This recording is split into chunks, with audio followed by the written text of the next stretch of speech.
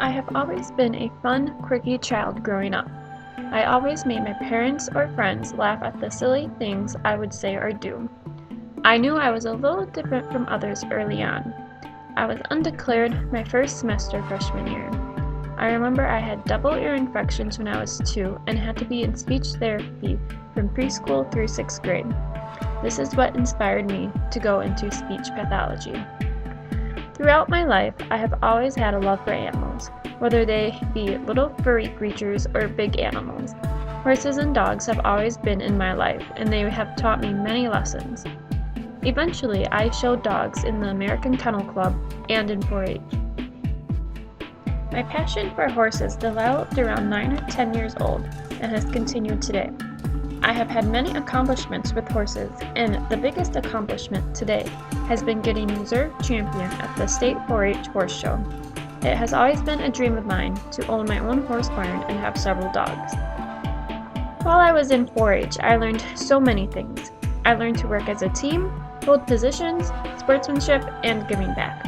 I was a 4-H camp counselor for 3 years, was on the horse bowl, hippology, and horse judging team.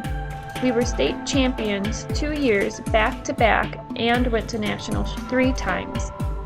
By far, the biggest accomplishments came through my showing horses and dogs in the project. But I have done a few things to get myself involved on campus. I was involved in the marching band freshman year.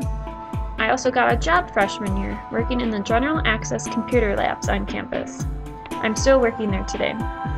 I then became a peer mentor my sophomore and junior year. That was a lot of fun. I also joined a sorority my sophomore year, and that was the best decision I made.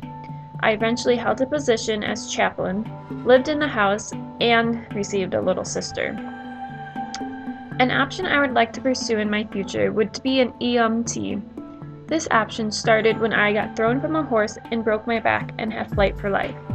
I broke my first lumbar vertebrae and had a spinal fusion. That was when I really started to think about the medical field. It wasn't until 3 years later that I learned I could meet my flight crew. I met my flight nurse in June of 2014. From that moment on, I have been wanting to take the EMT class.